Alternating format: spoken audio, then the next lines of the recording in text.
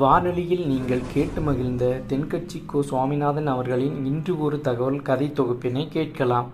ஒரு ஊரில் ஒரு ஆள் இருந்தான். அவன் ஒரு நாள் கோயிலுக்கு போனான். கடவுள்கிட்ட வேண்டிக்கிட்டான், எனக்கு ஒரு 1,00,000 ரூபா நீ கொடுத்தா நான் உன் சன்னதியில் ஒரு தேங்காய் உடைக்கிறேன் அப்படின்னு வேண்டிக்கிட்டான். கடவுள் பார்த்தார். உடனே அவன் கண் முன்னாடி தோன்றினார். இந்தா நீ கேட்ட 1,00,000 ரூபாய் அப்படின்னு சொல்லி அவன் கையில் பணத்தை கொடுத்துட்டு மறைஞ்சிட்டார். இவனால் நம்பவே முடியல. இவ்வளவு சுலபமாக கிடைக்கும்னு தெரிஞ்சிருந்தா அனாவசியமாக ஒரு தேங்காய் உடைக்கிறேன்னு வேண்டியிருக்க வேண்டியது இல்லையே அப்படின்னு நினச்சான். இருந்தாலும் வேண்டுதலை நிறைவேற்ற வேண்டியது கடமை. அதுக்காக என்ன பண்ணால், பக்கத்தில் ஒரு கடைக்கு போனான். ஒரு தேங்காயை கையில் எடுத்தான். இது என்ன விலைன்னு கேட்டான். 5 ரூபான்னார் கடையில் இருந்தவர். அதிகமாக இருக்குதே விலைன்னா. அப்படின்னா ஒன்று செய்யுங்க, அடுத்த ஊருக்கு போங்க, அங்கே தென்னந்தோப்பு அதிகம், அதனால் அங்கே இதை விட குறைஞ்ச விலைக்கு கிடைக்கும் அப்படின்னார். சரின்னு அடுத்த ஊருக்கு கிளம்புனான். அங்கே போய் விசாரித்தான். ஒரு தேங்காய் 3 ரூபாய் விலைன்னாங்க. இதுவும் அதிகமாக தெரியுதேன்னா.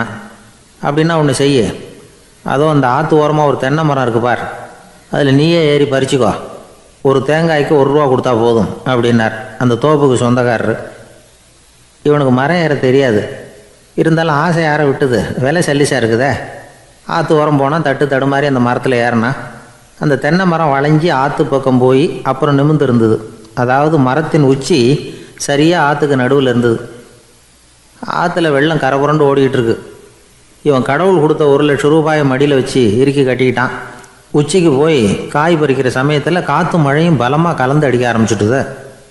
கால் வழுக்கி விட்டுட்டுது. இவன் சடார்னு ஒரு தென்னை மட்டையை பிடிச்சிக்கிட்டு தொங்க ஆரம்பிச்சிட்டான். கீழே பயங்கரமான வெள்ளம். மடியில் 1,00,000 ரூபா பணம். என்ன செய்கிறதுன்னு தவிக்கிறான். இந்த சமயம் கரையில் ஒரு யானை பாகன் யானையை குளிப்பாட்டிக்கிட்டு இருக்கிறான். அது அவன் கண்ணில் பட்டுது. ஐயா ஒரு உதவின்னு கத்துனான். அவன் என்ன செய்யணும்னு கேட்டான். உன் யானையை மெதுவாக இங்கே அழைச்சிட்டு வா, எனக்கு நேராக கீழே நிறுத்து, என் காலை பிடிச்சி மெதுவாக கீழே இறக்கி விட்ரு, என் மடியில் இருக்கிற பணத்தில் உனக்கு 10,000 ரூபா தரேன் அப்படின்னா. அவன் பார்த்தான். காலை கையை பிடிச்சா கூட எவனும் இந்த காலத்தில் 10 ரூபாய்க்கு மேலே தரமாட்டேங்கிறான். இவன் காலை பிடிச்சா 10,000 தர்றேங்கிறான் அப்படின்னு யோசனை பண்ணான். உடனே யானையை கொண்டுட்டு போனான். அவனுக்கு நேராக கீழே நிறுத்தினான். அவன் காலை பிடிச்சான். அவ்வளவுதான். அந்த நேரம் பார்த்து யானை மெதுவாக நடந்து அப்பால் போட்டுது. இப்போ யானை பாகன் அவன் காலை கெட்டியாக பிடிச்சிக்கிட்டு தொங்குறான். பரிதாபமாக மேலே பார்க்குறான். அவன் மட்டையை பிடிச்சிக்கிட்டு தொங்குறான்.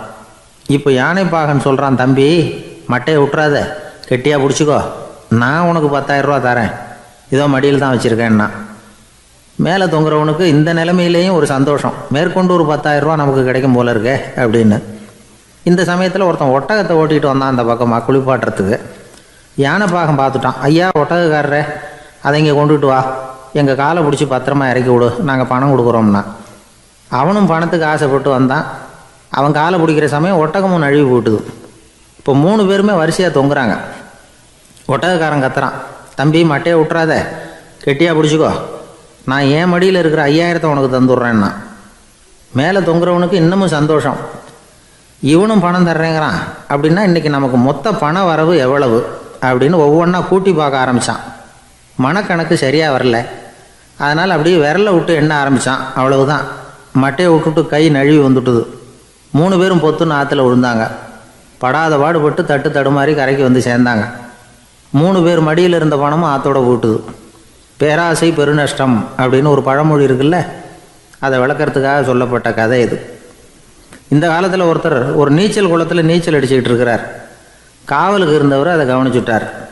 கரையிலேருந்து சத்தம் போட்டாராம், இதோ பாருங்கள், இங்கே ராத்திரி 8 மணிக்கு மேலே நீச்சல் அடிக்கிறது சட்டப்படி குற்றம், அதுக்கு அனுமதி கிடையாது, தெரியாதா உங்களுக்கு அப்படின்னாராம். இதுக்கு அவர், ஐயையோ நான் நீச்சல் அடிக்க வந்தவன் இல்லைங்க, சும்மா சுற்றி பார்க்க வந்தவன், தடுமாறி குளத்தில் விழுந்துட்டேன், நீச்சல் தெரியாது, அதனால் தத்தளிச்சுக்கிட்டு இருக்கிறேன் அப்படின்னு கத்துனாராம். கரையில் இருந்தவர் பார்த்தார். ஓ அப்படின்னா சரி, அதுக்கு ஒன்றும் தடை இல்லை அப்படின்னு சொல்லிவிட்டு அவர் பாட்டு நடந்து போயிட்டாராம். நம்மளை மாதிரி ஒரு ஆசாமி அவன் நம்மளை மாதிரியே கற்பனை பண்ணான். அதாவது நாம தான் இந்த உலகத்துல ரொம்பவும் கஷ்டப்படுறோம், மற்றவங்க எல்லாம் சந்தோஷமா இருக்கிறாங்க அப்படின்னு அவன் நினைச்சுக்கிட்டான். அவன் ஒரு நாள் கடவுளை வேண்டிக்கிட்டானான், சுவாமி இந்த உலகத்துல எவ்வளவோ பேர் இருக்கிறாங்க, ஒவ்வொருத்தருக்கும் ஒவ்வொரு விதமான கஷ்டம் இருக்கலாம், ஒத்துக்கிறேன், இருந்தாலும் எனக்கு அது கொஞ்சம் அதிகமாக இருக்கிறது மாதிரி தெரியுது. அதனால நீங்கள் எனக்காக ஒரு சின்ன உதவி செஞ்சால் போதும். அது வேற ஒன்றும் இல்லை, என்கிட்ட இருக்கிற துயரங்களை இன்னொருத்தர் யாருக்கிட்டையாவது கொடுத்துருங்க, அவர்கிட்ட இருக்கிற துயரங்களை என்கிட்ட மாற்றி கொடுத்துருங்க. ஒரு மியூச்சுவல் டிரான்ஸ்ஃபர், அவ்வளவுதான். அப்படி பண்ணிவிட்டா போதும் அப்படின்னு வேண்டிக்கிட்டானா. அன்னைக்கு ராத்திரியே அவன் ஒரு கனவு கண்டிருக்கான். வானத்திலிருந்து ஒரு குரல் கேட்டிருக்கு. அது என்ன சொல்லிச்சு தெரியுமா? ஏ ஜனங்களே, எல்லாரும் அவங்கவுங்க கஷ்டங்களை ஒரு பையில போட்டு எடுத்துக்குங்க. அப்படி எடுத்துக்கிட்டு நேரா இந்த ஊர் எல்லையில இருக்கிற கோயிலுக்கு வந்து சேருங்க அப்படின்னு அந்த குரல். ஆஹா, கடவுள் நம்ம பிரார்த்தனைக்கு செவி சாய்ச்சுட்டார் அப்படின்னு சந்தோஷப்பட்டான் இவன். உடனே என்ன பண்ணான்?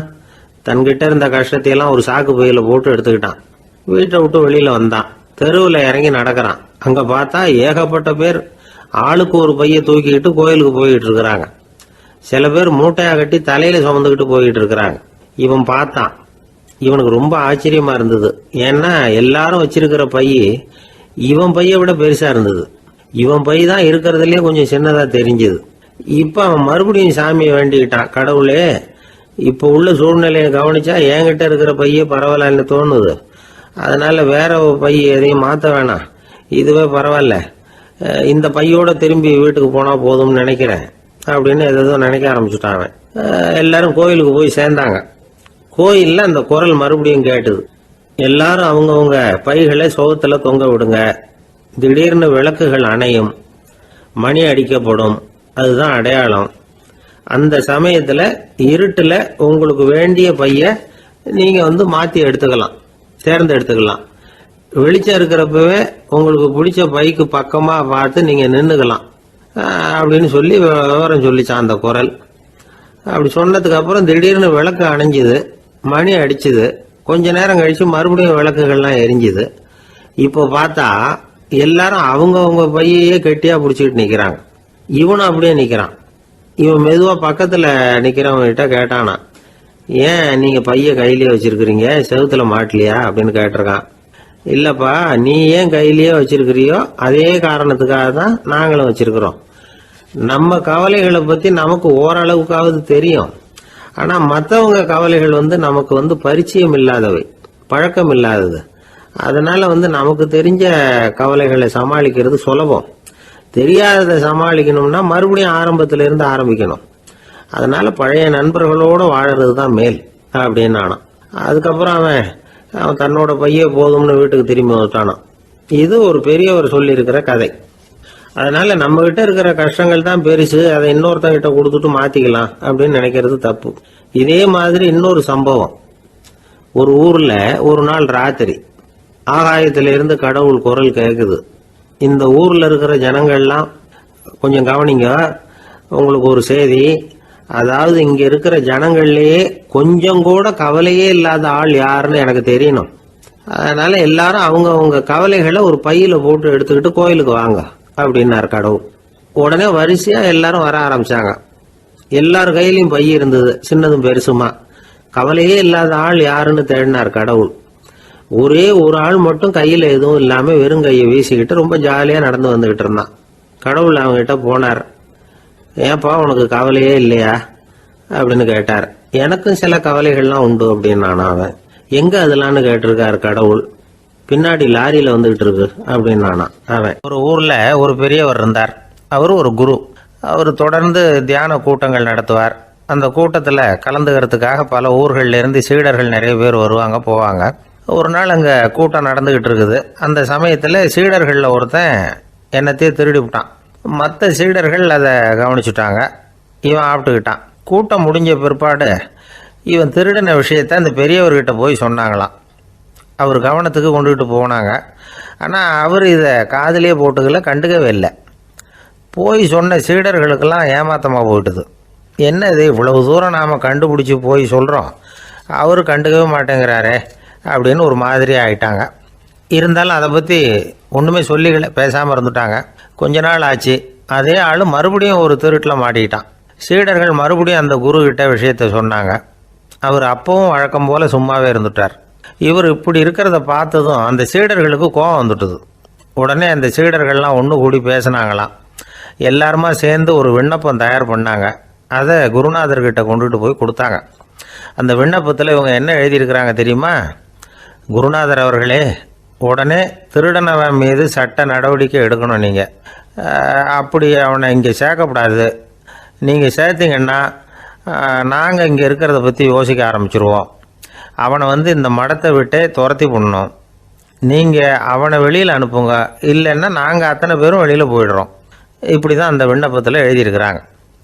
குரு அந்த விண்ணப்பத்தை வாங்கி படித்து பார்த்தார். அதுக்கப்புறம் அதை எழுதின அத்தனை பேரையும் கூப்பிட்டாரு. எல்லாரும் இப்படி வாங்கன்னாரு. வந்தாங்க. இப்படி என் எதிரில் உட்காருங்கன்னார். உட்காந்தாங்க. அப்புறம் சொன்னார், இதை பாருப்பா, நீங்கள் எல்லாரும் புத்திசாலிகள். உங்களுக்கு எது நல்லது எது கெட்டதுங்கிறது நல்லா தெரியும்.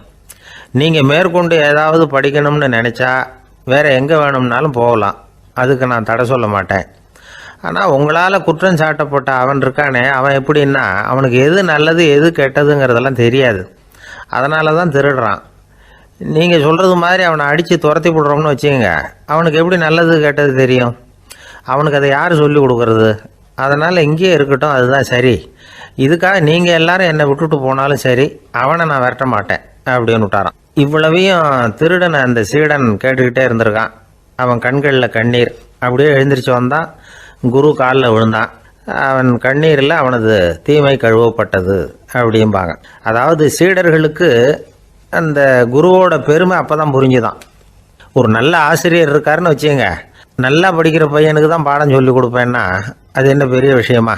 மோசமாக படிக்கிறவனையும் மாற்றி காட்டுறேங்கிறது தான் பெருமை. இந்த காலத்து குரு ஒருத்தர் ஒரு ஆசிரமம் வச்சு நடத்திட்டு வந்தார். நிறைய பேர் தினம் வருவாங்க போவாங்க. ஒரு நாள் ஒருத்தன் வந்தான். அந்த குரு முன்னாடி போய் நின்னான். ஐயா, என்ன உங்கள் சீடனாக ஏற்றுக்கணும்னா. அந்த குரு நிமிர்ந்து பார்த்தார். உன்னுடைய நோக்கம் என்னன்னு கேட்டார். ஐயா, உங்ககிட்ட கொஞ்ச நாள் இருந்தேன்னா நல்ல பழக்க வழக்கங்களை கற்றுக்கலாம். அதுக்கப்புறம் வெளியில் போய் ஒரு நல்ல தொழில் தொடங்கி வாழ்க்கையில் முன்னுக்கு வரணுங்கிறது தான் என்னோட நோக்கம் அப்படின்னா. நீ சொல்கிறது சரி, ஆனால் உன்னால் இங்கே நல்ல பழக்க வழக்கங்களை கற்றுக்க முடியலேன்னு வச்சுக்கோ, அப்போ என்ன பண்ணுவேன் அப்படின்னு கேட்டார் அவர். அப்படி ஆச்சுன்னா என்ன, உங்களை மாதிரியே ஒரு ஆசிரமம் ஆரம்பித்து அதுக்கு குருவாக இருந்துட்டு போகிறேன் அப்படின்னு நானும். அசோக மன்னர் வந்துக்கிட்டு இருக்கார். அவருடைய ஆலோசகர்கள் எல்லாம் பக்கத்தில் வந்துக்கிட்டு இருக்கிறாங்க. அந்த சமயத்தில் எதிரில் ஒரு புத்த பிக்ஷு வர்றார். அசோகர் பார்க்குறார். ஓடி போய் அவர் காலில் விழுந்து வணங்குறார். அசோக மன்னரின் தலை அந்த புத்த துறவியின் பாதத்தில் பட்டுக்கிட்டு இருக்கு. பக்கத்தில் நின்றுக்கிட்டு இருந்த அமைச்சருக்கு இது ரொம்ப சங்கடமாக போச்சு. ரொம்ப வருத்தப்பட்டார். நம்ம அசோக சக்கரவர்த்தி எப்பேற்பட்டவர், அவரோட தலை ஒரு சன்னியாசியின் பாதத்தில் படுறதா அப்படின்னு நினைச்சு ரொம்ப கவலைப்பட்டார். அரண்மனைக்கு திரும்பினதும் அமைச்சர் மெதுவாக ஆரம்பிச்சார். அரசே, எனக்கு ரொம்ப வருத்தமா இருக்குது அப்படின்னார். எதுக்குன்னார் மன்னர்.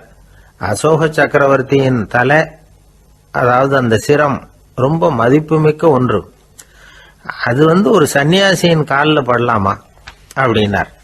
அசோகர் பதில் சொல்லல, சிரிச்சார், போயிட்டார். அதுக்கப்புறம் ஒரு சரியான சந்தர்ப்பத்துக்காக காத்துக்கிட்டு இருந்தார். ஒரு நாள் அமைச்சரை கூப்பிட்டார். எனக்கு 3 தலைகள் வேணும் அப்படின்னார். சொல்லுங்க, கொண்டுகிட்டு வரேன் அப்படின்னார் அமைச்சர். அசோகர் சொன்னார், முதல்ல எனக்கு தேவையானது ஒரு ஆட்டின் தலை, 2வது ஒரு புலியின் தலை, 3வது ஒரு மனிதனின் தலை. இதுதான் அசோகர் கேட்டது. எங்க இருந்தாலும் கொண்டு வாங்கன்னார். அமைச்சர் புறப்பட்டார். ஆட்டுத்தலை புலித்தலை கிடைச்சிட்டுது. அப்புறமா ஒரு சுடுகாட்டுக்கு போய் ஒரு மனித தலையும் சேகரம் பண்ணிட்டு ராஜா கிட்ட வந்துட்டார். அரசே, உங்கள் ஆணைப்படி 3 தலைகளையும் கொண்டு வந்திருக்கிறேன்னார். அசோகர் பார்த்தார். ரொம்ப நல்லது, இப்ப இது 3ஐயும் எடுத்துக்கிட்டு போய் சந்தையில வித்துட்டு வாங்க அப்படின்னார். அமைச்சர் அதுகளை எடுத்துக்கிட்டு சந்தைக்கு போனார். முதல்ல ஆட்டுத்தலை நல்ல விலைக்கு வித்து போச்சு. நல்ல விலை கொடுத்து வாங்கிட்டு போட்டாங்க. அடுத்தபடியா புலி தலைய ஒருத்தர் வாங்கிட்டார். அதை பாடம் பண்ணி வீட்டில் மாட்டி வைக்கலாமே அப்படின்னு நினைச்சு அதையும் வாங்கிட்டு போட்டார். மனித தலையை மட்டும் வாங்கறதுக்கு யாரும் முன் வரல. எல்லாரும் அதை பார்த்துட்டு விலகி போக ஆரம்பிச்சாங்க. அமைச்சர் திரும்பி வந்தார். அரசே, இந்த தலையை மட்டும் யாரும் வாங்க மாட்டேங்கிறாங்க அப்படின்னார். சரி, பரவாயில்ல, இதை இலவசமாவே இனாமாவே யாருக்கிட்டையாவது கொடுத்துட்டு வந்துருங்க அப்படின்னார். அமைச்சர் மறுபடியும் சந்தைக்கு போனார். இதை இலவசமா தரேன், இதை வாங்கிக்கோங்க அப்படின்னார். அப்பவும் அதை யாரும் வாங்கிக்கிறதுக்கு தயாரா இல்லை. மறுபடியும் திரும்பி மன்னர்கிட்ட விவரத்தை சொன்னார். இப்போ மன்னர் சொல்றார், அமைச்சரே, உயிர் இருக்கிற வரைக்கும் தான் இந்த தலைக்கு மதிப்பு. ஜீவன் போனதுக்கு அப்புறம் அதோட மதிப்பும் போயிடுது. அதனால மதிப்பு இருக்கும் பொழுதே பெரியவர்கள் பாதம் பணிந்து அந்த புனிதத்தை பெற்றுக்கொள்ளணும் அப்படின்னார். பணிவுங்கிறது வேற, அடிமைத்தனம்ங்கிறது வேற. பெரியவர்களை பணிவது நமக்கு பெருமை தரக்கூடிய விஷயம். இதை மனசுல வச்சுக்கிட்டு எப்போ காலில் விழணும், எப்போ காலில் விழக்கூடாது அப்படிங்கிறத முடிவு பண்ணிக்கணும். ஒரு சாதாரண ஆள் நடந்து வந்துகிட்டு இருந்தார். எதிரில் வந்த ஒரு பெரிய மனுஷன் ஓடி போய் அவர் காலில் விழுந்து தன்னுடைய தலையை அவர் பாதத்தில் கொண்டு போய் வச்சார். கொஞ்ச நேரம் கழிச்சு எழுந்திரிச்சு வந்துட்டார்.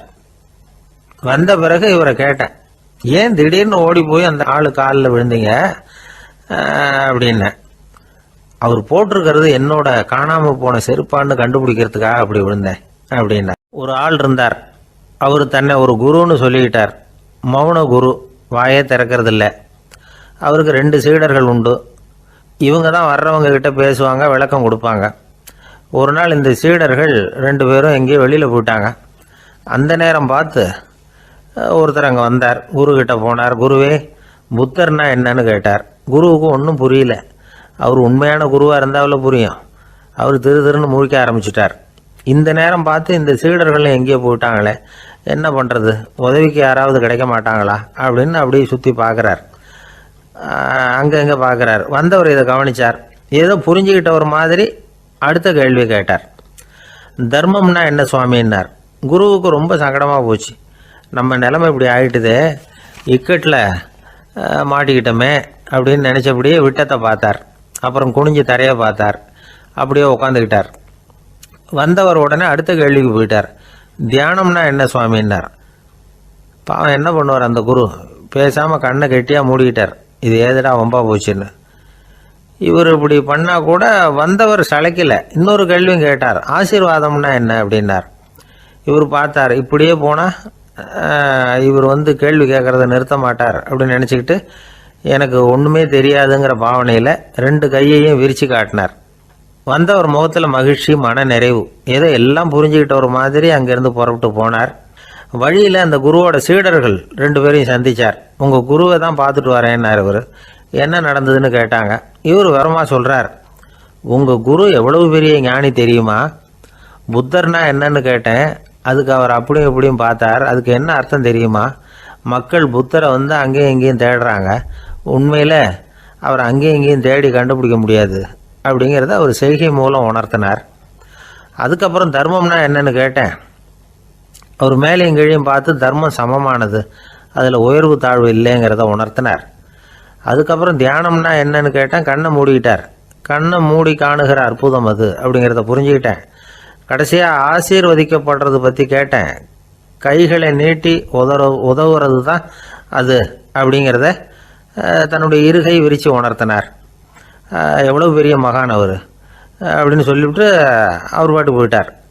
சீடர்கள் அதுக்கப்புறம் மெதுவாக குருக்கிட்ட சேர்ந்தாங்க. அவங்கள பார்த்ததும் குருவுக்கு கோபம் வந்துட்டுது. அடே பாவிகளா, எங்கடா போய் தொலைஞ்சிங்க, நான் ஒரு ஆளுகிட்ட மாட்டிக்கிட்டு என்ன பாடுபட்டிருக்கேன்னு தெரியுமான்னார். இது மாதிரி தான் நாம் சாதாரண மனிதர்களின் புற வேடங்களிலேயே மயங்கி போயிடுறோம். அவங்க பேச்சு, செய்கை, பார்வை இதிலெல்லாம் ஏதோ பெரிய தத்துவம் இருக்கிறதாக நினச்சிக்கிறோம். உண்மையிலேயே அந்த தத்துவங்கள் யாருக்கு சொந்தம்? அவங்களுக்கு இல்லை, நமக்கு தான் சொந்தம். நாம் தானே அதை கற்பிச்சுக்கிட்டோம். நாம் அடையாளம் கண்டுக்கிறது இல்லை. நாம் யாருங்கிறது நமக்கு புரியறதில்ல. அதுதான் இன்றைக்கி நடக்கிறது. அதனால தான் அடுத்தவங்களை தேடி ஓடிக்கிட்டு இருக்கிறோம். சில வீடுகளில் கூட இது மாதிரி சைகைகள் உண்டு. சில குடும்ப தலைவர்கள் தினமும் காலையில் கண்ணை கெட்டியாக மூடிக்கிட்டு கை 2ஐயும் சுத்தமாக விரித்து வச்சுக்கிட்டே உட்காந்து தியானம் பண்ணுறது வழக்கம். எதுக்காக அப்படி பண்ணுறீங்கன்னு ஒருத்தரை பார்த்து கேட்டேன். இந்த மாதம் வாங்கின சம்பளம் பூரா தீர்ந்து போச்சு, இனிமேல் என் கையில் சுத்தமாக ஒன்றும் இல்லை, புதுசாக எதுவும் செலவு வச்சுடாதே அப்படிங்கிறத அப்படி உள்ளங்கை 2ஐயும் விரித்து காட்டி அவங்களுக்கு உணர்த்துறேன் அப்படின்னார். ஒரு காட்டில் ஒரு நரி இருந்தது. ஒரு நாள் காலை நேரம் அது தன்னுடைய இருப்பிடத்திலிருந்து வெளியில் வந்தது. கொஞ்சம் தூரம் நடந்து வந்தது. அப்போ தான் அது தன்னோட நிழலை கவனித்து பார்த்தது. பார்த்தா அது ரொம்ப நீளமாக பெருசாக இருக்குது. காலை நேரத்தில் நிழல் அப்படி தானே இருக்கும். ஆனால் அந்த நரிக்கு அந்த விஷயம் தெரியல. தன்னுடைய நீண்ட பெரிய நிழலை பார்த்து ஆச்சரியப்பட்டது. ஆஹா, நாம் இவ்வளவு பெருசாக இருக்கிறோம் அப்படின்னா என்னுடைய காலை சாப்பாட்டுக்கு ஒரு யானை இல்லைன்னா ஒரு ஒட்டகம் கிடைச்சாதான் சரியா இருக்கும் போல இருக்கு அப்படின்னு முடிவு பண்ணிக்கிட்டுது. உடனே ஒரு யானை அல்லது ஒட்டகத்தை தேடி அலைஞ்சது, எங்க கிடைக்கும்னு. கிடைக்கவே இல்லை. மத்தியானம் 12 மணி ஆயிட்டுது. பசியோடு அலையுது. இப்ப தன்னோட நிழலை பார்த்தது. அது மத்தியான நிழல் எப்படி இருக்கும், அது ரொம்பவும் குறுகி போய் தெரிஞ்சுது. உடனே அந்த நரி என்ன நினைச்சுக்கிட்டு தான் தெரியுமா, காலை ஆகாரம் சாப்பிடாததுனால நம்ம உடம்பு இப்படி அழிச்சு போட்டுதே அப்படின்னு நினைச்சுக்கிட்டு தான். கொஞ்ச நேரம் கழிச்சு மறுபடியும் தன்னுடைய நிழலை பார்க்குது. அது இன்னமும் குறுகி போய் காலடியிலேயே வந்துட்டுது. அதுக்கு பயமா போயிடுது. ஐயோ, இன்னும் கொஞ்ச நேரத்துல நாம இறந்துருவோம் போல இருக்க. இப்ப என்ன செய்யறது? இந்த சமயத்துல ஒரு எறும்பு கிடைச்சா கூட போதும், அதை நம்ம காலை ஆகாரமா நினைச்சு சாப்பிட்டுள்ளாமே அப்படின்னு நினைச்சுதான். நம்முடைய நிழல் கூட நம்மள மாதிரியே தான் அடிக்கடி மாறிக்கிட்டே தான் இருக்குது. அது எப்பவும் ஒரே மாதிரி இருக்கிறது இல்லை. மனிதனுக்கு ஏற்படுகிற தன்முனைப்பு இருக்கு பாருங்க, ஈகோ, அது கூட ஒரு நிழல் மாதிரி தானா. அப்படி நினைக்க ஆரம்பிச்சுட்டா அதனால ஏதும் பிரச்சனை வராதான். தன்முனைப்பை நிழல் போலவே ஏற்றுக்கொள்ளுங்கள் அப்படிங்கிறது பெரியவங்க கருத்து. ஒரு காரியத்தை வெற்றிகரமா நல்ல விதமா செஞ்சு முடிக்கிறோம்னு வச்சுக்கோங்க, அந்த சமயத்துல ஒரு வித நுட்பமான தற்பெருமை நமக்குள்ள உண்டாகுது. இது இயற்கையானது, அதனால இது மேல பற்று வைக்கக்கூடாது. அப்படி வைக்க ஆரம்பிச்சுட்டா அந்த தற்பெருமை ஒரு நிரந்தர விருந்தாளியா நம்ம கிட்ட தங்கிக்கும். நம்ம நிழல் எப்படின்னு பாருங்க, நாம நடக்கும் பொழுது நம்ம பின்னாடியே வரும். தன்முனைப்பையும் அப்படியே நினைச்சுக்குங்க. நிழல் யாருக்கும் எந்த பிரச்சனையையும் உண்டாக்குறது இல்லை. ஆனா அந்த நிழலை கண்டே நாம பயப்பட ஆரம்பிச்சுட்டா நாம எதுலையும் வெற்றி காண முடியாது. நிழலோட சண்டை போடக்கூடாது. அது மாதிரி தன்முனைப்போடவும் நாம சண்டை போட வேண்டியதில்லை. இல்லாத ஒன்றோடு சண்டை போடுறது எப்படின்னா, அது இருட்டோட சண்டை போடுறது மாதிரி. நாம நிழல் கிடையாது, நம்ம கிட்ட இருக்கிற தன்முனைப்பு ஒரு நிழல். நம்ம நிழலையும் நமக்கு சமமா பார்க்குறோம் பாருங்க, அங்கதான் சிக்கலே ஆரம்பம். இப்போ நாம நடந்து போயிட்டு இருக்கிறோம், நம்ம நிழல் தரையில விழுது. யாரோ ஒருத்தர் நம்ம நிழல் மேல காலை வச்சு நடந்து போறார். உடனே அவர்கிட்ட சண்டைக்கா போறோம், ஏண்டா என் நிழலை மிதிச்ச அப்படின்னு. நமக்கு தெரியும் அது நிழல் தாங்கிறது. அவர் உங்க மேல நடக்கல, உங்களுடைய நிழல் மேலதான் நடக்கிறார். அது மாதிரி உங்க தன்முனைப்பின் மேல யாராவது நடந்தா உங்களை அவமானப்படுத்துறதா நினைக்கிறீங்க. காரணம், நாமளும் நம்ம தன்முனைப்பும் ஒண்ணுங்கிற நினைப்பு தான் காரணம், மற்றபடி வேற ஒன்றும் கிடையாது. நம்ம நிழல் மேல நடக்கிறவர் நம்மளை காயப்படுத்துறது இல்லை. தன்முனைப்பை வேண்டாத ஒன்னாவும் பார்க்க வேண்டியதில்லை. அது இயற்கை. நிழலை உங்க முன்னாடி வைக்க வேணாம், அது உங்க பின்னாடியே இருக்கட்டும். நிழலின் நிழலாகி விடாதீர்கள், நீங்கள் நீங்களாகவே இருங்கள். இதுதான் சான்றோர் சிந்தனை. ஒரு பேருந்துல ஒரே நெரிசல். ஒருத்தர் பக்கத்துல நின்றுகிட்டு இருந்தவர்கிட்ட ரொம்ப பணிவா விசாரிச்சார், ஏன் சார் நீங்க ஏதாவது பெரிய உத்தியோகத்துல இருக்கிறீங்களா அப்படின்னார். அப்படிலாம் ஒண்ணும் இல்லைங்கன்னார் அவரு. அப்படின்னா வேற ஏதாவது அரசியல்ல பெரிய பதவியில் இருக்கிறீங்களா அப்படின்னு கேட்டார். அதுவும் இல்லைங்கன்னார். சரி, பணமாவது அதிகமா வச்சிருக்கீங்களா அப்படின்னு கேட்டார். அப்படிலாம் ஒன்றும் கிடையாது சார்னார் அவரு. அப்புறம் எதுக்குடா என் காலை மிதிச்சுக்கிட்டு இருக்கிற, எடுறா காலை அப்படின்னாராம் இவர். ஒருத்தன் வேகமா ஓடி வந்தான். ஏப்பா அப்படி தலை தெறிக்க ஓடி வர்றேன்னு கேட்டேன். பின்னாடி துரத்திக்கிட்டு வருது சார் அப்படின்னா. ஏதாவது நாய் துரத்திக்கிட்டு வருது போல இருக்கு அப்படின்னு நினச்சி அவனுக்கு பின்னாடி பார்க்குறேன். கண்ணுக்கு எட்டின தூரம் வரைக்கும் எதுவுமே தெரியல. ஏன்பா எதுவும் ஒன்றை துரத்துறது மாதிரி தெரியலையே என்ன, நல்லா பாருங்க சார் அப்படின்னா. பார்த்துட்டு தான் சொல்கிறேன் என்ன. இதோ பாருங்க சார், இதுதான் என்ன துரத்துது அப்படின்னு அவன் காட்டுறான். அவன் சுட்டி காட்டின இடத்துல பார்த்தா அங்கே அவனுடைய நிழல் தான் தெரியுது. என்னப்பா சொல்கிற அப்படின்னு சொல்லி அவனை சந்தேகமாக பார்த்தேன். அதுக்கப்புறம் தான் அவன் விவரமாக பேசினான். சார், எனக்கு என் நிழலை கண்டா பிடிக்கிறதில்ல. எப்போ பார்த்தாலும் இது என்னையே பின்தொடர்ந்து வந்துக்கிட்டு இருக்குது. இதை என்னால் சகிக்கவே முடியல. இதை என்கிட்டேருந்து பிரிக்கிறதுக்கு எவ்வளவோ முயற்சிகள்லாம் பண்ணி பார்த்துட்டேன், முடியலன்னா. அப்படி என்னென்ன முயற்சிகள் பண்ணினேன் அப்படின்னு கேட்டேன். அவன் என்னென்ன செஞ்சாங்கிறத விவரமாக சொன்னான். அவன் என்ன பண்ணியிருக்கிறான், ஒரு பெரிய குழியை தோண்டி அதில் தன்னுடைய நிழலை புதைச்சிருவோம் அப்படின்னு முடிவு பண்ணிட்டு மண்வெட்டி எடுத்துக்கிட்டு தோட்டத்து பக்கம் போயிருக்கான். ஆழமாக ஒரு குழியை தோண்டியிருக்கான். குனிஞ்சு பார்க்குறான். அந்த குழிக்குள்ளே தன்னுடைய நிழல் தெரியுது. ஆஹா, இதுதான் சமயம், நிழல் இப்போ குழிக்குள்ளே இருக்குது, மண்ணை போட்டு மூடி போடலாம் அப்படின்னு நினச்சிக்கிட்டு கொஞ்சம் மண்ணை அள்ளி போட்டான். பார்த்தா இப்போ அந்த நிழல் அந்த மண்ணுக்கு மேலே நிற்கிது. இது ஏதுடா வம்பா போச்சு அப்படின்னு அவசரமாக மண்ணை வாரி போட்டு மூடி பார்க்குறான். குழி பூராவும் மூடி விட்டு பார்க்குறான். மறுபடியும் நிழல் மேலே வந்து உட்காந்துக்கிட்டு இருக்குது. சரி, இதை குழியில் புதைக்க முடியாது அப்படின்னு முடிவு பண்ணிட்டு இதை இங்கேயே இப்படியே விட்டுட்டு ஒரே ஓட்டமாக ஓடி போடுவோம் அப்படின்னு நினச்சி எடுத்தான் ஓட்டம். அது காலை நேரம். இவன் மேற்க நோக்கி ஓடிக்கிட்டு இருக்கிறான். ஓடி ஓடி பார்க்குறான், நிழல் இவனை விட வேகமாக இவனுக்கு முன்னாடி ஓடிக்கிட்டு இருக்கு. சரி, திரும்பி ஓடி பார்ப்போம் அப்படின்னு நினச்சிக்கிட்டு அப்படியே சடார்னு திரும்பி ஓட ஆரம்பித்தான். பார்த்தான், அப்பாடா நிழலை காணலை. கொஞ்சம் தூரம் ஓடி ஒரு இடத்துல நின்று அப்படியே சாவகாசமாக திரும்பி பார்க்குறான். பின்னாடி நின்றுக்கிட்டு இருக்குது நிழல். இப்படி ஓடி வந்து தான் இங்கே நம்ம முன்னாடி நின்று தன்னுடைய அவஸ்தையை சொல்லிகிட்டு இருக்கிறான். இந்த நிழலை துரத்துறது அல்லது வெட்டி விடுறது, இதுக்கு ஏதாவது வழி இருக்கா சொல்லுங்கள் சார் அப்படிங்கிறான். நமக்கு ஒன்றும் புரியல. அந்த நேரம் பார்த்து ஒரு பெரியவர் வந்தார். அவர்கிட்ட யோசனை கேட்டோம், என்ன செய்யலாம்னு. அவர் சொன்னார், இந்த பாருப்பா, நீ அங்கேயும் எங்கேயும் ஓடாத, அப்படியே கீழே படுத்துக்கொண்டார். அது நல்ல உச்சி வேலை. அவன் அப்படியே கீழே படுத்துக்கிட்டான். இப்போ அப்படி இப்படின்னு திரும்பி பார்க்குறான், நிழலை காணலை. அவன் இப்போ தான் நிம்மதியாக இருந்தான். இப்போ அந்த பெரியவர் சொன்னார், எல்லா மனிதர்களுமே இப்படி தான் ஓடிக்கிட்டு இருக்கிறாங்க. நான் எனது அப்படிங்கிற ஆணவம் தான் அவங்கள துரத்திக்கிட்டு இருக்கு. அதை விட்டுட்டு ஓடணும்னு நினச்சாலும் அது முன்னாடி வந்து நிற்கிது. பரம்பொருளை நோக்கி ஓடுறப்போ இந்த ஆணவம் பின்னாடி வந்துவிடுது. பரிபூர்ண சரணாகதிங்கிற நிலையில் அது முழுசுமாக மறைஞ்சுவிடுது. தன்னை உணர்கிற வேலை அது. அந்த நேரம் மனிதனுக்கு விடுதலை உணர்வு ஏற்படுகிற நேரம் அது. அப்படிப்பட்ட சுதந்திர மனிதர்களாக எல்லாரும் மாறி போயிட்டாங்கன்னா இந்த உலகமே இன்பமயம் அப்படின்னு ஒரு விளக்கம் கொடுத்தார் பெரியவர். நம்மளால் ஒருத்தர் வேகமாக ஓடி வந்துக்கிட்டு இருந்தான். ஏன்டா இப்படி ஓடி வர்ற அப்படின்னு கேட்டார் எதிரில் வந்தவர். ஆசை துரத்துது, அதுதான் ஓடி வர்றேன்னா. உனக்கு என்ன ஆசைன்னு கேட்டார். எனக்கு ஒன்றும் ஆசை இல்லைங்க, என்னை எப்படியாவது பிடிச்சுடணும்னு போலீஸ்காரங்களுக்கு ஆசை. அந்த ஆசை இப்போ என்னை துரத்தி பின்னாடி வந்துக்கிட்டு இருக்குது. அதுதான் தப்பிச்சு வந்துக்கிட்டு இருக்கிறேன். குறுக்க நிற்காதீங்க சார், வழியை விடுங்க அப்படின்னு சொல்லிவிட்டு வேகமாக ஓடி மறைஞ்சு. ஜப்பானில் உள்ள ஒரு புத்த விகாரை. அங்கே ஒரு வயசான பௌத்த குரு தங்கியிருக்கிறார். ஒரு நாள் ராத்திரி கடுமையான குளிர். அவரால் தாங்க முடியல. பார்த்தார், மரத்தில் செஞ்ச புத்த சிற்பங்கள் அங்கே நிறைய இருந்தது.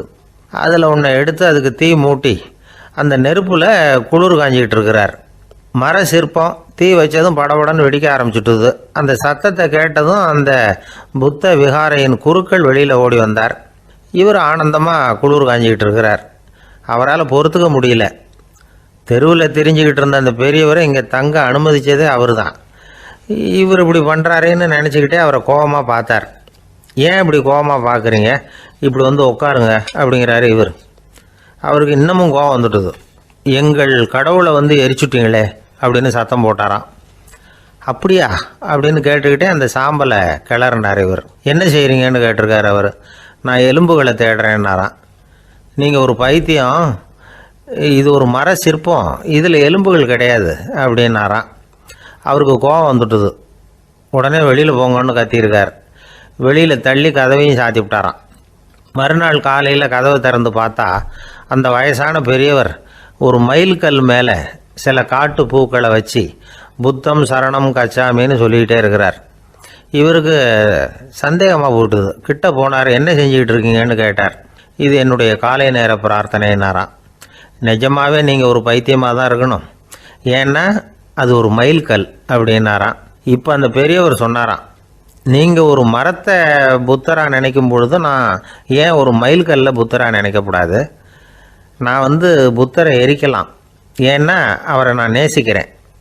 அந்த சிற்பம் மரத்தால் ஆனதுங்கிறது எனக்கு தெரியும். நான் ஒரு மைல்கல்லை தொழலாம், ஏன்னா அது எனது பூக்களை தாங்குது. நான் இந்த மைல்கல்லுக்குள்ளே மறைஞ்சிருக்கிற புத்தரை பார்க்குறேன். யாராவது ஒரு சிற்பி இதை சிலையாக்கினாதான் நீங்கள் புத்தரை பார்க்க முடியும். அன்னைக்கு ரொம்ப குளிராக இருந்தது. நான் எனக்குள்ளே இருக்கிற புத்தரையும் பாதுகாக்கணும். உள்ளே இருக்கிற புத்தரை காப்பாற்றுறதுக்காக வெளியில் உள்ள புத்தரை எரிக்கலாம், அதில் ஒன்றும் தப்பு இல்லை. அது அவருடைய போதனையிலேயே இருக்குது. உனக்குள் ஜோதியாக இரு அப்படிங்கிறது அவருடைய போதனை. என்னுடைய புத்தர் குளிரில் நடுங்கிட்டு இருந்தார். அந்த மர சிற்பங்கள் வெயில் மழையில் உணர்ச்சி இல்லாமல் இருந்தது, அதனால் அப்படி பண்ணினேன். ஆனால் நீங்கள் என்ன பண்ணீங்க? நான் ஒரு மர புத்தரை எரிச்சதுக்காக உயிருள்ள புத்தரை வெளியில் தள்ளி கதவை சாத்தினீங்க அப்படின்னாராம் அந்த பெரியவர். உண்மையான பக்திங்கிறது இதுதான். அதாவது உனக்குள் ஜோதியாக இரு அப்படின்னு புத்தர் சொன்னார் இல்லையா, அது மாதிரி தனக்குள் ஜோதியாக இருக்கிற இந்த காலத்து ஆசாமிகள் நிறைய பேர் உண்டு. எப்பவும் போதையிலேயே இருக்கிறவங்க. ஒரு நாள் நடு ராத்திரி ஒரு மது கடையில் ஒரு ஆள் அங்குள்ள சிப்பந்திகள் கிட்ட கேட்டுக்கிட்டு இருக்கிறான். மறுபடியும் இந்த கடை எப்போ திறப்பாங்கன்னு கேட்டானா. நாளைக்கு காலையில் 8 மணிக்கு திறப்பாங்க அப்படின்னு நானா அங்கே இருந்த ஆள். அவன் திருப்பி திருப்பி அதையே கேட்டுக்கிட்டு இருக்கான். இவனுக்கு பதில் சொல்லி சொல்லி அழுத்து போச்சு. அதான் சொல்கிறேன் ஐயா, நாளைக்கு காலையில் வா அப்படின்னாங்களாம். அதுக்கு இவன், நான் வர்றதுக்காக கேட்கலையா, நேத்திக்கு வந்தவன் உள்ளேயே மாட்டிக்கிட்டேன், வெளியில் போகிறதுக்காக கேட்டேன் அப்படின்னானா. எனக்கு வாழ்க்கையில் ஒரே ஒரு ஆசை தான் சார் அப்படின்னார் ஒருத்தர். அது என்னன்னு கேட்டேன். ஆசைகளை ஒழிச்சுடணுங்கிறது தான் என்னோட ஆசை அப்படின்னார். இப்படி ஆசைகளை ஒழிக்க வேண்டும் அப்படிங்கிறதையே ஒரு ஆசையாக கொள்வது அபத்தம் அப்படிங்கிறார் ஒரு பெரியவர். இது மாதிரி ஆசைகளை ஒழிக்க ஆசைப்பட்டா அந்த நோக்கம் நிறைவேறாதான். அந்த முயற்சியால் புதுசாக சில துன்பங்கள் தான் சேருமா. அதில் புதுசாக ஒரு ஆசை தலை தூக்கும் அப்படிங்கிறார் அவர். ஆசைகளை தானாக விழ வச்சுடலாம். அதுக்கு வழி என்ன தெரியுமா? எந்த ஒரு ஆசையையுமே பூரணமாக நிறைவேற்றி கொள்ள முடியாதுங்கிறத உணரணும். அதை உணர்ந்தால் ஆசைகள் தானாக விழுந்துடும். அதை விட்டுட்டு ஆசைகளை விட்டுடணுங்கிறதையே ஒரு ஆசையாக வச்சுக்கிட்டு அதுக்காக கடுமையாக முயற்சிகளையும் செஞ்சுக்கிட்டு, நான் ஆசைகளை விட்டுட்டு ஞானோதயம் அடையிறதுக்கு கடுமையாக முயற்சி பண்ணிகிட்டு இருக்கிறேன் சார் அப்படின்னு சொல்லிக்கிட்டு இருந்தால் எந்த காலத்துலேயும் ஞானோதயம் வரப்போகிறதில்ல. அதுக்கு பதிலாக துன்பந்தான் சேரும் அப்படிங்கிறது அவரோட கருத்து. எந்த ஒரு ஆசையையும் பூரணமாக நிறைவேற்றி கொள்ள முடியாது அப்படிங்கிறத உணரணும். ஒரு ராஜா, அவர் மனசில் அமைதி இல்லை, எப்பவும் கஷ்டப்பட்டுக்கிட்டே இருந்தார். இந்த துன்பத்தை போக்குறதுக்கு பல வழிகளில் என்னென்னமோ முயற்சியெல்லாம் பண்ணி பார்த்தார். ஒன்றும் சரியாக வரல. கடைசியாக ஒரு காரியம் பண்ணார். அதாவது ஒரு வேதாந்தியை தேடிட்டு போனார். அவரை பார்த்து கேட்டார், ஐயா, என்னுடைய துன்பங்கள்லேருந்து நான் விடுபடணும், அதுக்கு சுலபமாக ஏதாவது ஒரு வழி இருந்தால் சொல்லுங்களேன் அப்படின்னு கேட்டுக்கிட்டார். அதுக்கு அந்த வேதாந்தி சொன்னார், அதுக்கு ஒரு வழி சொல்கிறேன், அது மாதிரி செய். அதாவது உன்னுடைய ராஜ்யத்துக்குள்ள போதுங்கிற மனசோட வாழுற ஒருத்தனை கண்டுபிடிக்கணும். அப்படி கண்டுபிடிச்சி அவனுடைய சட்டையை வாங்கி நீ போட்டுக்கணும். அப்படி போட்டுக்கிட்டா உன்னுடைய துன்பம் தேர்ந்துடும் அப்படின்னார். உடனே ராஜாவுக்கு ரொம்ப மகிழ்ச்சி. அரண்மனையில் இருந்த அத்தனை பேரையும் ஆளுக்கு ஒரு பக்கமாக அனுப்புனார், தேட சொன்னார். போதுங்கிற மனசுடைய ஒருத்தனை கண்டுபிடிச்சி கொண்டுகிட்டு வாங்க அப்படின்னார். எங்கெங்கேயோ தேடி கடைசியாக ஒரு ஆளை கண்டுபிடிச்சாங்க. அவன் போதுங்கிற மனசோடு இருக்கிறவன் தான். ஆனால் அவன்கிட்ட சட்டை எதுவும் இல்லை. இடையில கட்டியிருக்கிற துண்டே போதுங்கிற மனசோடு அவன் வாழ்ந்துக்கிட்டு இருக்கிறான். சட்டை இருந்தாவில் ராஜா வாங்கி மாட்டிக்க முடியும். அந்த வேதாந்தி ஏன் அப்படி சொன்னாருங்கிறதுக்கான அர்த்தம் இப்போ தான் ராஜாவுக்கு புரிஞ்சுதான். இது வரைக்கும் சொன்னதெல்லாம் ஞான மார்க்கத்தை தேடிக்கிறவனுக்கான உள்ள தகவல். இப்போ இன்னைக்கு இளைஞர்கள் இதை கேட்டுவிட்டு நமக்கு ஆசையே வேணாம் அப்படின்னு முடிவு பண்ணிவிட்டா வாழ்க்கையில் முன்னேறவே முடியாது. நம்முடைய முயற்சிக்கு ஆசை தான் தூண்டுகோல். அதனால் இந்த ஆசையையும் அந்த ஆசையையும் போட்டு குழப்பிக்கக்கூடாது. ஆனால் ஒன்று, பேராசை நமக்கு தேவையில்லை. நாம் படுற ஆசையிலேயும் ஒரு நியாயம் இருக்கணும். ஏன்னா நம்மளில் சில பேர், நீங்கள் தான் சார் சொன்னீங்க, அதனால தான் ஆசைப்பட்டேன், அரை தான் கிடச்சிது மிச்சம் அப்படிம்பாங்க கன்னத்தை தடவிக்கிட்டே. அதனால் இப்போல்லாம் எந்த தகவலை சொன்னாலும் ரொம்ப எச்சரிக்கையாக இருக்க வேண்டியிருக்குது. ஒரு ஆள் ஒரு கடை வச்சு வியாபாரம் பண்ணிக்கிட்டு இருந்தான். அவனுக்கு ரொம்ப பேராசை, நிறைய பணம் சேர்க்கணும்னு. திடீர்னு ஒரு நாள் அவனுக்கு உடம்பு ரொம்ப சுகம் இல்லாமல் போயிட்டுது. இனிமேல் பிழைக்கிறது கஷ்டங்கிற நிலைமை. மரணப்படுகையில் இருக்கிறான். சொந்தக்காரங்கள்லாம் சுற்றி உட்காந்துருக்குறாங்க. இவன் மெதுவாக கண்ணை திறந்து பார்க்குறான். என் வீட்டுக்காரி எங்கேன்னா, இதோ இருக்கேன் அப்படின்னாங்க அந்த அம்மா. பசங்கள்லாம் எங்கேங்கிறான். இதோ பக்கத்தில் தான் நின்றுக்கிட்டு இருக்கிறோங்கிறாங்க. பொண்ணுங்க எங்கேங்கிறான். எல்லாம் இங்கே தான் இருக்கிறோம் அப்படிங்கிறாங்க. எல்லாம் இங்கே தான் பக்கத்தில் தான் இருக்கோம், நீங்கள் கவலைப்படாதீங்கன்னு சொல்கிறாங்க எல்லாம். அவன் மெதுவாக கஷ்டப்பட்டு வாயை திறந்து, அட பாவிங்களா, எல்லாரும் இங்கே இருந்தால் அங்கே கடையை யார் கவனிக்கிறது அப்படின்னானா. ராமகிருஷ்ணர் வாழ்ந்த காலத்தில் நடந்த ஒரு நிகழ்ச்சி இது. அப்போது ஒரு ஓவியர் இருந்தாராம். அவருக்கு ஒரு ஆசை, ராமகிருஷ்ணர் படத்தை வரையணும். அதை அவர்கிட்டயே கொண்டுகிட்டு போய் காட்டி அபிப்பிராயம் கேட்கணும். இதுதான் அந்த ஓவியரின் ஆசை. உடனே ராமகிருஷ்ணர் படத்தை வரைஞ்சி முடித்தார். அதை எடுத்துக்கிட்டு போனார். இவர் போன சமயம் அங்கே ராமகிருஷ்ணர் சீடர்களோடு உட்காந்துருக்கிறார். விவேகானந்தர் அங்கே இருக்கிறார். இந்த ஓவியர் கொண்டுகிட்டு போய் தான் வரைந்த ஓவியத்தை அவர்கிட்ட காட்டினார். ராமகிருஷ்ண பரமஹம்சரின் ஓவியத்தை ராமகிருஷ்ணர்கிட்டயே காட்டுறார். ராமகிருஷ்ணர் என்ன பண்ணார் தெரியுமா? அந்த படத்தை பார்த்தார். உடனே அது காலை தொட்டார். குருதேவருடைய இந்த செயல் சீடர்களுக்கு ரொம்ப வியப்பை உண்டு பண்ணிச்சு. சில பேர் மனசுக்குள்ளேயே ரொம்ப குழம்பி போக ஆரம்பிச்சிட்டாங்க, என்ன இப்படி பண்ணுறாருன்னு. என்ன இது அவரோட படம், அவரே அவரோட படத்தின் காலை தொடுறார் அப்படின்னு யோசிச்சாங்க. சில பேர் ஒன்றும் புரியாமல் ஒருத்தர் பார்த்து சிரிச்சுக்கிட்டாங்க. அந்த இடத்துல சீடர்கள் மட்டும் இல்லை, சீடர் அல்லாத பல பேர் இருந்தாங்க. தன்னுடைய காலை தானே தொடர இவருடைய செயல் பற்றி என்ன நினைக்கிறது அப்படின்னு அவங்களும் குழம்பி போய் நிற்கிறாங்க. அந்த படத்தை வரைஞ்சி அவர்கிட்ட காட்டின அந்த ஓவியருக்கும் அதிர்ச்சி. இருந்தாலும் அவர் சீடர் கிடையாது, அதனால் கொஞ்சம் துணிச்சலை வர வச்சுக்கிட்டு கேட்டார், என்னங்க இது, என்னால் என்னுடைய கண்களையே நம்ப முடியல, இது உங்கள் சொந்த உருவப்படம், நீங்கள் உங்கள் சொந்த கால்களையே தொடுறீங்க, இது எங்களுக்கு கொஞ்சம் சங்கடமாக இருக்குதே அப்படின்னார். ராமகிருஷ்ணரின் கண்களில் ஆனந்த கண்ணீர் வழிஞ்சுதான். அவர் சொன்னாராம், இது என்னோட படம்ங்கிறது எனக்கு தெரியும், ஆனால் இது என்னோட படம்ங்கிறதுனால நான் இதோட காலை தொடலை, நீ என்னுடைய சமாதி நிலையை இந்த படத்தில் படம் பிடிச்சி காட்டியிருக்கிற, அதனால் அதோட காலை தொடறேன். சமாதி நிலையில் யார் இருந்தாலும், அது என்னுடைய படமாக இருந்தாலும் சரி அல்லது வேறு யாருடைய படமாக இருந்தாலும் சரி, படம் யாருதுங்கிறது முக்கியம் இல்லை. இதில் எது முக்கியம்னா அது தன்னை உணர்ந்த ஒரு உணர்நிலையின் படம். அப்படி இருக்கிறப்போ அதோட காலை நான் தொடணும். அதுக்கு நீங்கள் எல்லாரும் ஏன் சங்கடப்படுறீங்கன்னு எனக்கு தெரியல அப்படின்னாராம். இப்போ தான் அங்கே இருந்த சீடர்களுக்கும் மற்றவங்களுக்கும் விவரம் புரிஞ்சுதான். இதுக்கு முன்னாடி யாரும் செய்யாததை இவர் செஞ்சிருக்கிறார், ஆனால் அவருடைய காரணம் ரொம்ப நியாயமானது அப்படிங்கிறத உணர்ந்தாங்களாம். இதுவரைக்கும் ஆன்மீகத்தில் சமாதி நிலை, அதாவது தன்னை உணர்ந்த நிலை பற்றி புரிஞ்சுக்கிட்டோம். இல்லறத்தில் ஏற்படக்கூடிய சமாதி நிலை பற்றி உங்களுக்கு தெரியுமா? ஒரு அம்மா டாக்டர்கிட்ட வந்து சொன்னாங்களாம், டாக்டர், என் வீட்டுக்காரருக்கு உடம்புல ஏதோ கோளாறுன்னு நினைக்கிறேன், நான் எவ்வளவு நேரம் பேசினாலும் காதில் விழாதது மாதிரி உட்கார்ந்துருக்கிறார் அப்படின்னாங்களாம். அதுக்கு அந்த டாக்டர் சொன்னாராம், அம்மா, அது உடம்பு கோளாறு இல்லை, அது ஒரு பெரிய திறமை அப்படின்னாராம். அவர் ஒரு பெரிய குடும்பத்தில் பிறந்தவர். இருக்கிற சொத்துக்கள் எல்லாத்தையும் வாரி வழங்கி விட்டு காட்டுக்கு புறப்பட்டார் தவம் செய்யறதுக்காக. இருந்தது ஊராவும் கொடுத்துட்டார், இனிமேல் எதுவுமே இல்லை கொடுக்கறதுக்கு. அப்போ கடைசியாக ஒருத்தன் வந்து கையை நீட்டினானா, ஐயா ஏதாவது கொடுங்கன்னு இருக்கான்.